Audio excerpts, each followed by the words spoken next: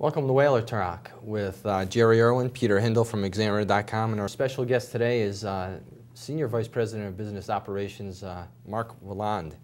Thank you for coming today, and it's a pleasure meeting with someone from WSE and the Connecticut Whale. It's glad to be here. I know we've watched the show a lot, seen a lot on the internet and on television, so glad to be here, be part of it. Well, thank you. Peter? Well, it's great to have you here. I really appreciate you coming out here. This is a really nice studio we got here. It's pretty interesting, you know.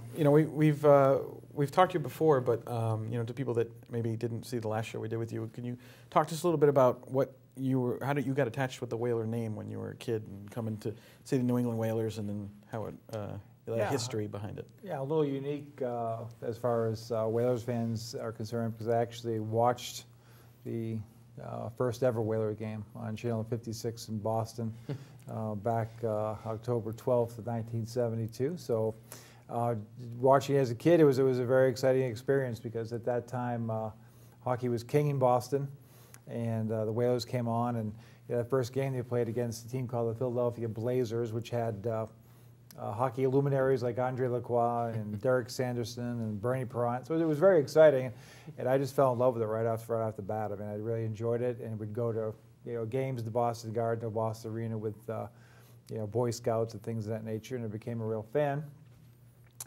And continued when the team, especially when the team moved to Hartford, we came down here, and it was a whole nother experience, because when the team was in Hartford as the New England Whalers, this town really embraced the team. You know, in Boston, they were just another team, but in Hartford, that was the main attraction. And the excitement down here was unbelievable when the Whalers came. And so I used to come to all the games here. My mom would drive me down and literally go out and shop in the Civic Center, and I would go down with my friends. We just watch the games.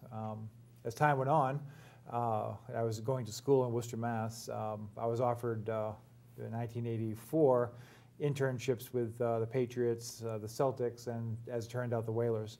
And much to the chagrin of all my friends, I chose the Whalers. But to me, there was no question of what I was going to do, and that turned into a job a year later, and hence began my career working in the NHL. Wow, that's terrific. I mean, when I was growing up and we went to Hartford, and we usually went to the G. Fox building over at West Farms, and you went in there with your paper route money or whatever you were doing at the time. For me, it was the skating rink in West Hartford, and you would go in there and buy your tickets at the G. Fox Ticketron, and then you'd run down and get the cheap seats, and you'd sit up there with your friends.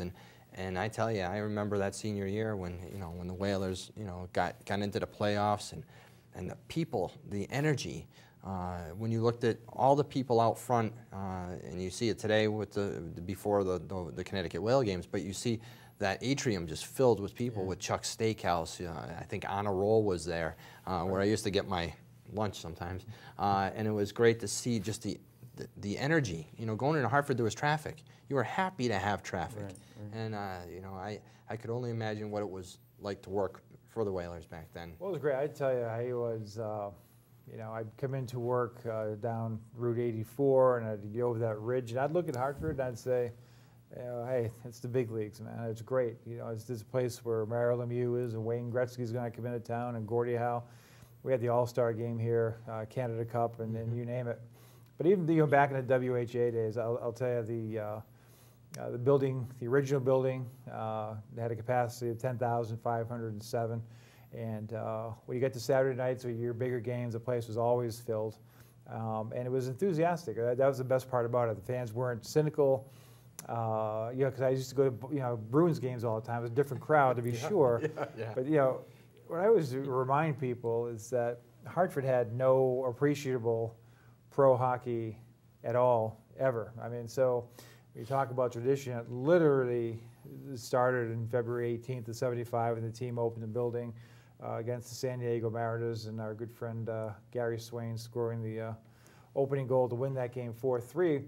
Sellout crowd. We almost had a sellout. There was almost a sellout crowd here for practice day on the day of the game. Really? Had 9,000 people here just to see that. So it was truly an exciting time. You look at the attendance figures. They were very, very impressive, and the New England Whalers were really a real source of stability for the World Hockey Association. If you were in the WHA and you wanted to play, for a team that was solid in that very, Wild West sort of a league, you wanted to play for the New England Whalers in Hartford, Connecticut, and hence, the Howes came here, Andre Lacroix came here, eventually Bobby Hull. Everybody, it was the place to play. It was very solid, and people also forget that the World Hockey Association league offices were also located in Hartford. Really? I didn't know that. So during that merger, Hartford was really the real focal point of what was happening in hockey.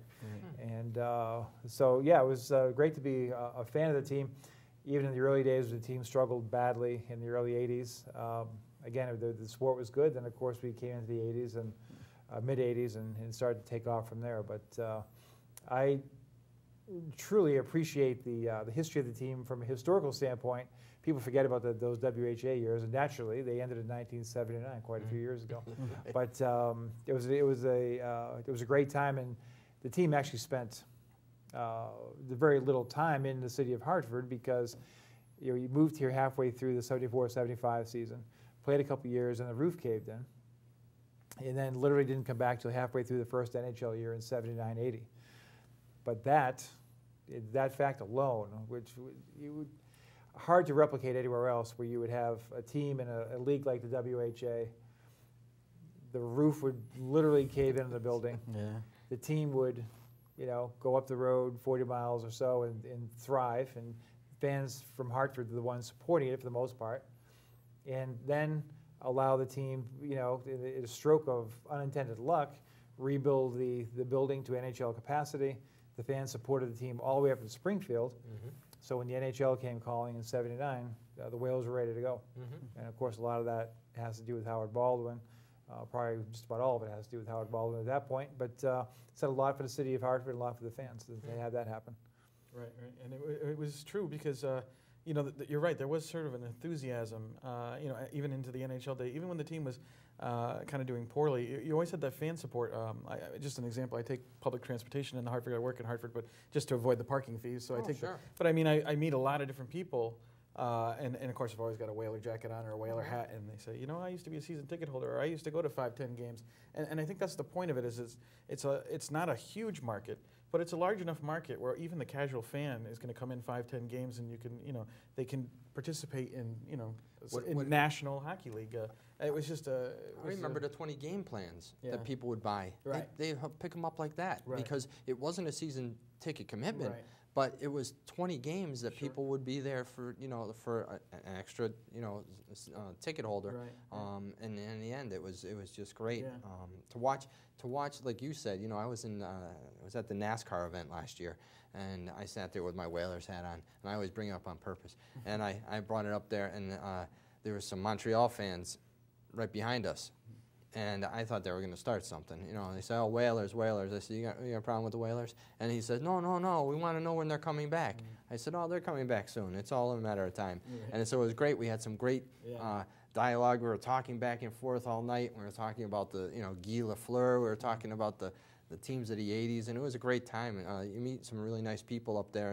And they were under the impression that the Whalers were on the verge of coming back, which goes to tell you that there's a lot of talk still out there about where Hartford is on the radar of other people, not just the NHL. Yeah. And at that time, it was like the 29th largest media market. And now I think we're like 30th because we've dropped a little bit in some population areas. But overall, it's still, it's a very large media market. It's got to be something that the NHL is at least on their radar, rather than going to like a Quebec or a Seattle that has a lot of issues, problems. We may have some problems with the arena, but Howard's come up with a plan for that. Looking forward into that. How do you feel about how things were in the 80s? I mean, we had those great years, and then when what we call the Francis trade, kind of changed things a little bit, and fans responded to it where attendance did dip a little because there was new ownership and they weren't exactly putting great talent in here. But at the same time, I think we still were. Even during bad years, averaging, somewhere above 12,000 fans for a team that wasn't making the playoffs too. There is a market here, and I keep trying to stress that to people. Well, there is. I think the the fans of Hartford, you know, having been here during that stretch of time, always were, I guess I could say, abused by, not, I should say always, but, you know, for the majority of our franchise, we're kind of abused by the product on the ice. In other words, they'll come out and support us, but there's only so much you can take. And if you look at the franchise, with the exception of the Emile Francis era, you know, from the 83 to 89 stretch, the team performed very, very poorly. I mean, we had one playoff series win. So the fans, you know, I try to put that in context. It wasn't like we were a powerhouse and we gave fans every excuse to come out and see the team play. I mean, it was a challenge during those times. And you know, when you reference like the early 90s, we had an economic downturn in you know, 90, 91. I mean, you could feel it. It was palatable. I do remember, and that was you know, the Francis trade. And I like Eddie Johnson. I was a fan of his as a Bruin, and worked with him in Pittsburgh, ironically. But they misjudged, all of them. They all misjudged this marketplace and the crew of players that were here. You can't keep the same crew together. But from when I started with the team till almost when I was done, you had a solid crew of Francis, Dineen, Ferraro, Liute, Samuelson, but a solid core of guys who grew up here, raised their families here, fell in love with the community. They were a big part of the community, and that was the biggest difference between, on an off the ice basis, was the players who left were ingrained in the Hartford community, understood that it was a almost like a Green Bay Packers type of situation here. It was a community team. The guys who came in from other cities didn't have that same affinity for it, didn't grow up here. And Emile Francis had the knack of bringing guys in who, for the most part, fit in very, very well here. But over time, we brought in a lot of other guys, and just the chemistry just wasn't there. In the locker room, wasn't there on the ice, and it wasn't there in the community. We never really recovered from it, because you get into the 1990s and the team performed poorly on the ice, all kinds of issues off the ice. And, you know, I feel bad for Whalers fans, the people who came out during that time period, because it was a very, very poor on-ice product for a long stretch of time. That last 7 years were pretty murderous. That's what a lot of people remember, but that's why I like talking about these other things. It wasn't always that way. I mean, this team was on the verge. We were young. You know, Francis, Ferraro, you know, Everson, Dineen, Samuelson, Leo, these guys were in mid-20s, and we were young. The team was good. The fans were behind us. The corporate community was behind us. And, you know, we just lost that momentum towards the end of the 80s. For whatever reason, it never came back. Right. And it was, like you said about the players, I mean, I can't, I know this happens in other markets where other players, you know, they're devastated when they get traded or they get released. But I mean, the amount of tears I saw from players that played for the Hartford Whalers was just staggering. It was now, amazing. I was grained into it, and I saw Darren Turcotte, you know, Francis Kusera, I saw Liu, I mean, waterworks. Yeah, I mean, you know, so I mean, they felt that, and players liked playing here, and they liked having their kids. You know, they felt safe. Even if you look now at Wade Redden, who's the captain, I mean, he's pretty rooted in the Hartford. He likes it here, you know, and he's, you know, pretty much an NHL talent any way you cut it. You know, and you know, when you look at you look at the events in which the Whalers took part in.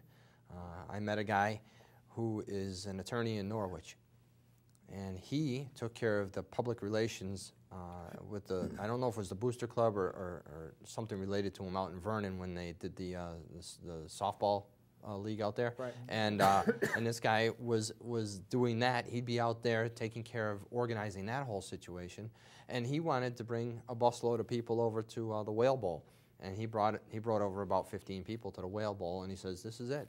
It's the Whalers." And he still to this day. He works as the sound guy at the basketball games at CCSU, and he has the Brass Bonanza. I slipped him the CD, and at a timeout, he'll play the Brass Bonanza out there, and people, oh, you know, and there it is. Yeah. But he is waiting for the opportunity to relive those fun times.